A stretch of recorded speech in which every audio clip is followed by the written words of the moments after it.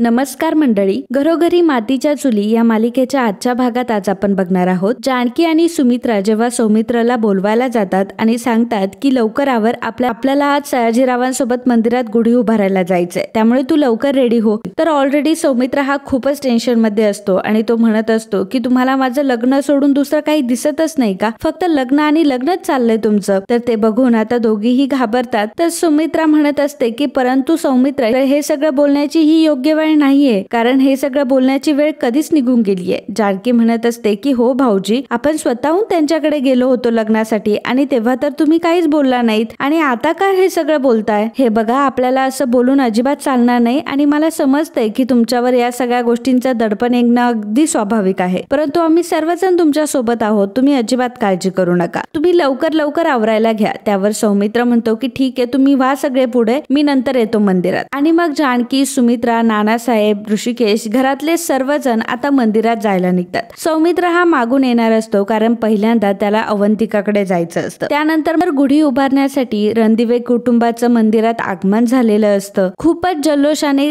रणदिवे कुटुंबाचं स्वागत केलं जातं. त्यानंतर सयाजीराव सुद्धा तिथे येतो. सयाजीरावचं सुद्धा खूप आनंदाने स्वागत केलं जातं. सयाजीराव सोबत त्यांची बायको आणि मुलगी दोघंही असतात. सौमित्र अजूनही मंदिरात आलेला नसतो, त्यामुळे सुमित्राला मात्र फार काळजी वाटत असते. तर सौमित्र हा दामले वकिलांच्या फर्मला गेलेला असतो आणि तिथे तो विचारतो की अवंतिका आहे का, परंतु तिथला जो शिपाई असतो तो सांगतो की आज तर सुट्टी आहे. सौमित्र त्याला विचारतो की आणि अवंतिका कुठे. त्यावर तो शिपाई सांगतो की अवंतिका मॅडम तर अमेरिकेला निघाल्यात. आता हे ऐकून सौमित्र खूप घाबरतो आणि त्याला प्रचंड टेन्शन आलेलं असतं. सौमित्र तसाच अनवाणी पायांनी माघारी फिरतो आणि गाडीत न बसता पायीच फिरत असतो. तर इकडे सर्वजण खूपच आनंदामध्ये असतात.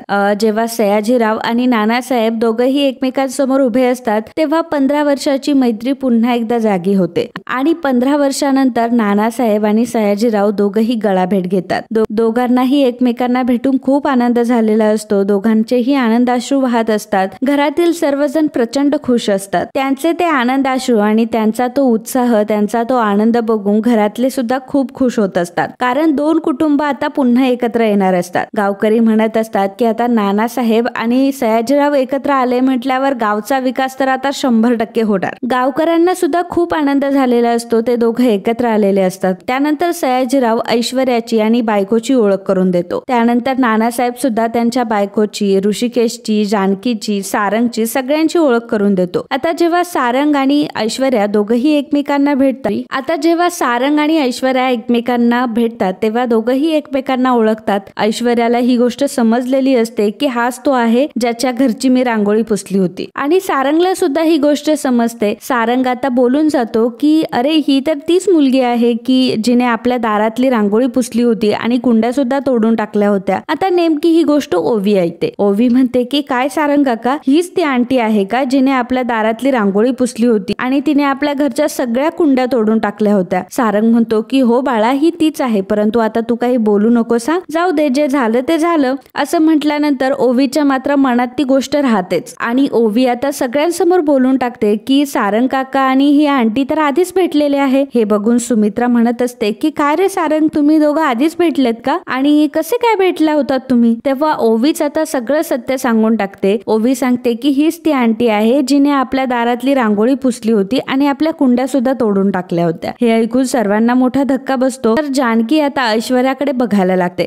तर ऐश्वर्या म्हणते की हो, अगदी बरोबर बोलतीये ती, आणि मीच तुमच्या दारातली रांगोळी पुसली होती, कारण तेव्हा मी खूप रागामध्ये होते. कोणीतरी माझ्या गाडीवर सडका आंबा फेकला होता आणि म्हणून मला राग आला होता. सयाजीराव म्हणतात की हो जाऊ द्या ना, झालं तरी तसं, पण तुमच्याकडनं आंबा फेकला गेला म्हणून तिने रांगोळी मोडली. त्यात एवढं टेन्शन घ्यायचं काय काम आहे, फिटमफाट झाली आणि आता जे काही झालं ते झालं. जे काही झालं ते गंगेला मिळालं असं समजून जायचं आणि इथून पुढे नव्याने सुरुवात करायची. त्यामुळे सयाजीरावच्या मताला सर्वजण सहमत होतात. त्यानंतर सयाजीराव ऐश्वर्याला सांगतात की ऐश्वर्या, सगळ्यांचा आशीर्वाद घे. ऐश्वर्या आता सर्वांच्या पाया पडत असते आणि खूप जीवावर आल्यासारखं पाया पडत असते. आजीच्या पाया पडते, नानासाहेबांच्या पाया पडते, सुमित्राच्या पाया पडते. तर नंतर सयाजीराव तिला सांगतात की अगं, वहिनीच्या आणि दादाच्याही पाया पड. तेव्हा त्या दोघांच्या पाया पडायला ऐश्वर्याला कमीपणा वाटत असतो, परंतु जानकीचं मन खूप मोठं असतं. त्यांच्या पाया पडायला येते तेव्हा जानकी म्हणते काय नाही पडायचं, तर गळाभेट घ्यायची असते. जानकी काय ऐश्वर्याला पाया पडू देत नाही आणि तिला मिठी मारते. तेव्हा ऐश्वर्यालाही थोडंसं बरं वाटतं. त्यानंतर सयाजीराव म्हणतात की चला आता आपण गुढी उभारून घेऊयात. तेव्हा